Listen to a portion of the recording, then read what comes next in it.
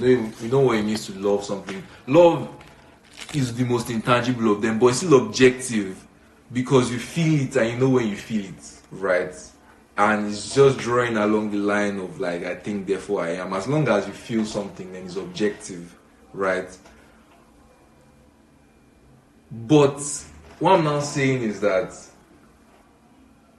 if you now consider that the feeling of good and evil, right, are not universal, and we know they are not universal because from what I was just saying, we know for a fact that there are people that do what every normal person would term as objectively evil, but they would do it without feeling anything. Yeah, exactly.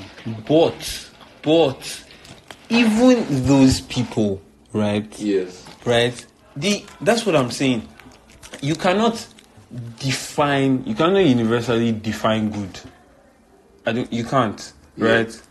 And the reason you can't is because of what I'm saying. Yeah. You see that stuff you were saying about, when you feel something, it becomes objective. Yeah. That's what I'm talking about. In every moment, in every decision, in every choice, across cultures, across definitions of good and evil. Yes. The concept of good and evil. Yes. That is peculiar to that moment, that choice. True. That's correct. Is present. It's present. It's present, but it's derived.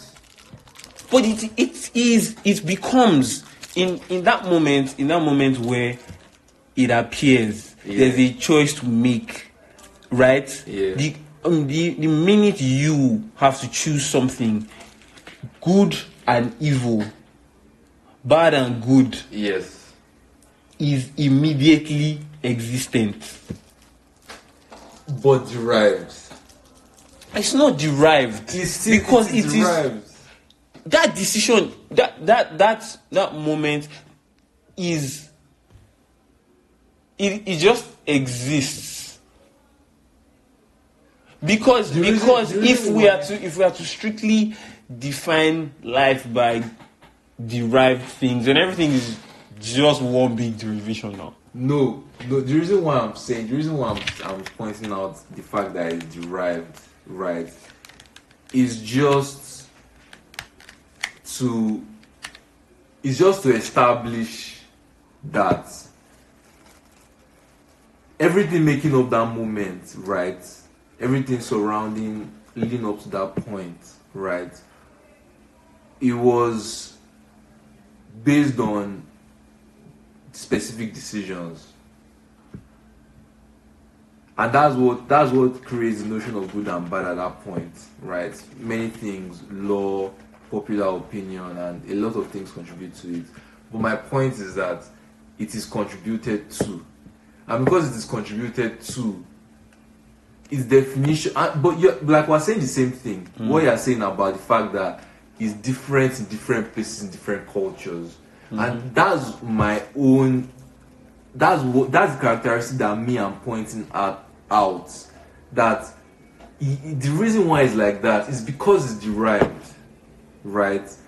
And even though what you are saying is true, you are right. It does exist due to the derivation. But I'm only pointing out the fact that it's derived because something being derived and something being objective we can draw like a difference between them. That's exactly why I'm disagreeing. That it is derived but still objective. I'm saying that the way you said, right, that feelings are objective, right? Yeah. Like when you feel something, it becomes something that is provable. Is that not what you're saying? Yes.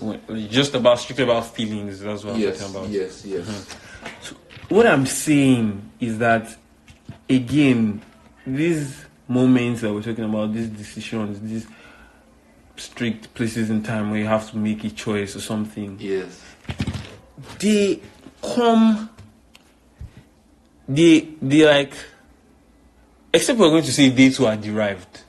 The decisions we have to make, the choices we have to make, the things we have to face, except we're saying they are derived. Because they come with everything I'm talking about. That's why I'm agreeing with you. So that's why I was making definition of the objective, the goal. What you're alluding to now is you're basically saying because in that moment, at the end of the day, what we're not trying to define is the source of our actions, the source of our consciousness, and the source of our thoughts. That's what we're not trying. We're not trying to define that, because that's always like ends up being the limit of like our cognition, right? But we're defining everything outside of it, and that's why I'm basically alluding to like putting that decision. Okay, I don't want this person to die, right? Now, taking actions to prevent that person from dying is what we would now think of as good, right? And like, so you can look at it as saying the good is the objective thing, and it's because of the objective goodness of us that we chose to not prevent that person from dying, right? That's how to prevent the person from dying. That's to prevent the person from dying, because of our like choosing the objective goodness. That's why we want to prevent that person from dying. But I am like on the other side of the fence because of looking at it from a scientific standpoint, and I'm kind of just feeling like there's a more objective reason why we don't want that person to die, and that is what is actually tangible, right? And that thing feeds back into our feeling of good, right? And what we now think of as good is actually chasing that tangible outcome. Like in terms of dying, for instance, it's like, okay, as a species, we do better in social groups. Like we strengthen ourselves. We've evolved to want to have those. Do you get?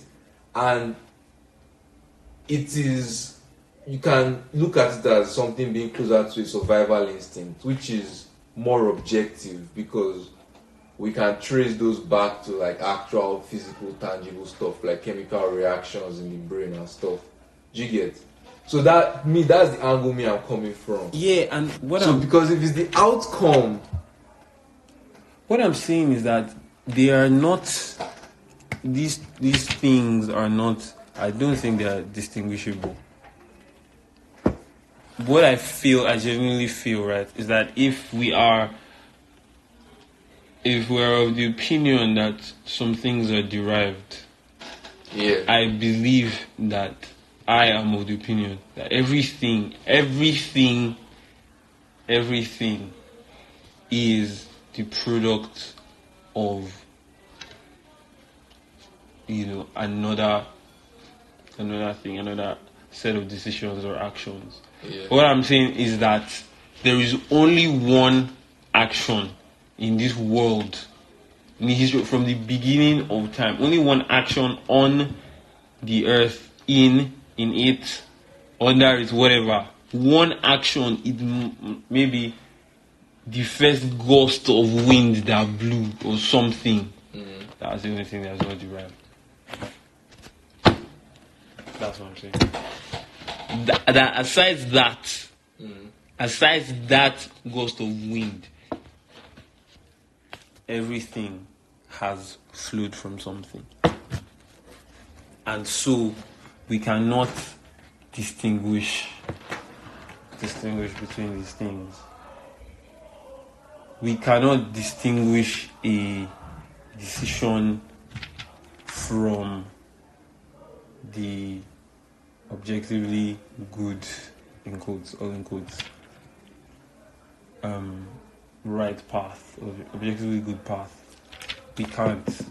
Like they come together. Like the minute you're faced with something, right? The minute you're faced with something, you have a decision to make. That thing that you're facing, right? Your decision, your choice is there because of that thing you're facing.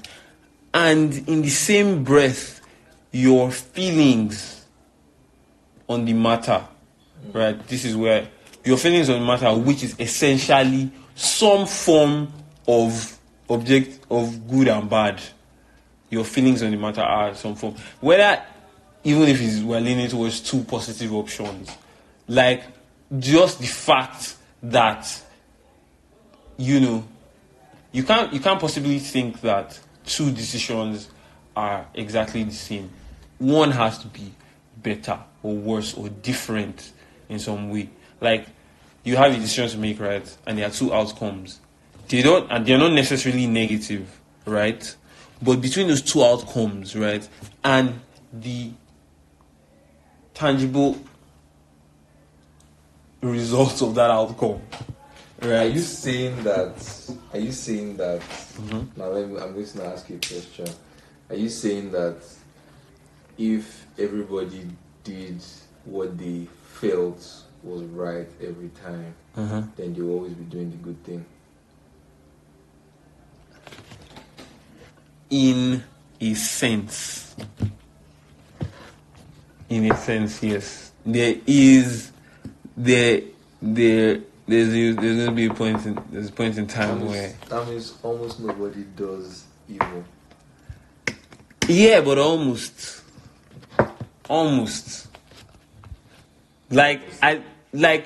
Because if everybody, most of the evil things in this world are done by people that think they are doing the right thing. yeah, most of them. But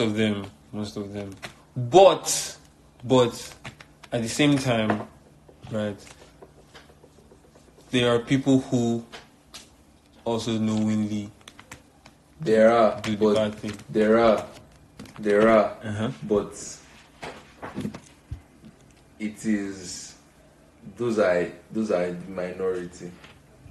Those are fewer, and those that would lead us on the path of like maybe suggesting that true agency of decision, because doing something that you know beforehand.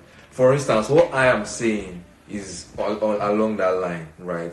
So I am, for instance, identifying something that, per my own axiomatic build-up of what I feel is good and bad, I think is bad, right? But then I am choosing to do it because of an objective outcome that I've chosen, and I feel like that's the best way to get there. So now, am I doing the right thing or the wrong thing? Am I doing a good thing or a bad thing? And what's the difference between me and a person that doesn't even know, per their own axiomatic build-up of what is good and bad, would not even be able to classify this action as bad, right? To them, maybe it's neutral, right? And they do it, but it's actually bad, and most people think it's bad, and then they get cancelled. So, how do you now reconcile that? My opinion on the matter is that every moment in time, every single moment in time, right, is connected, right, to other moments, but it is also very singular in its place. Okay. Right, like while it is connected, right, like while it can influence the the outcomes of other things in its own space right there at that moment in time is singular.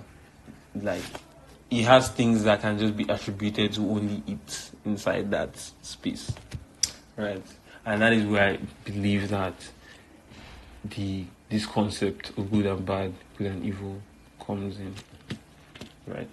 Like that, every step, every choice, right, is connected to the other choices in the sequence, right, towards whatever outcome it is. But every step in by itself has its own objective good and objective bad. Its own inside that shell, whatever, its own. That, and I believe, right, that it is possible that in a sequence of choices, sequence of decisions, you can go good, bad, bad, good. You can go bad, bad, bad, bad, bad, bad.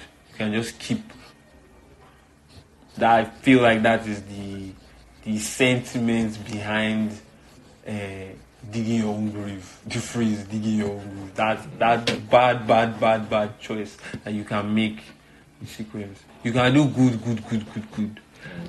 The goodness or badness of that action is decided in that singular space, singular moment in time, right?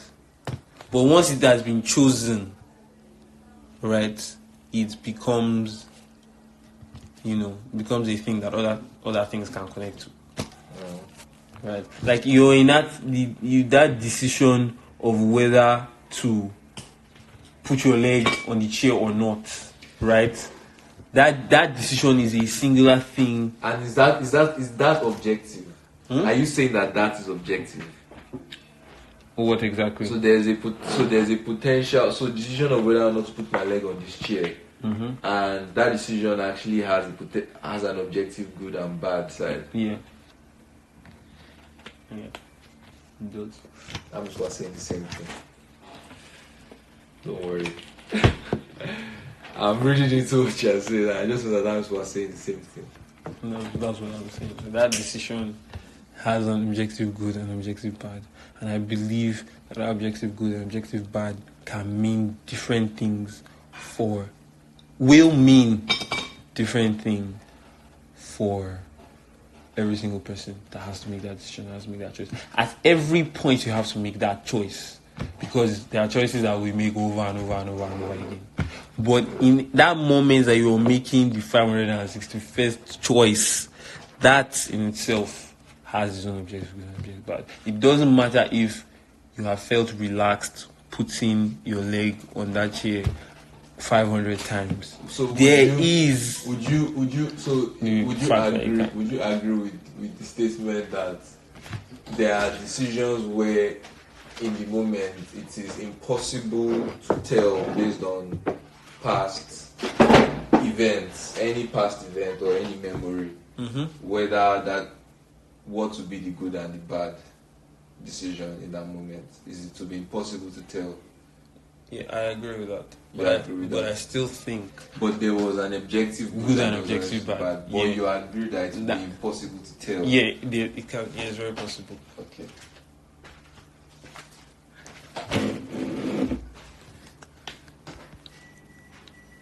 Yeah.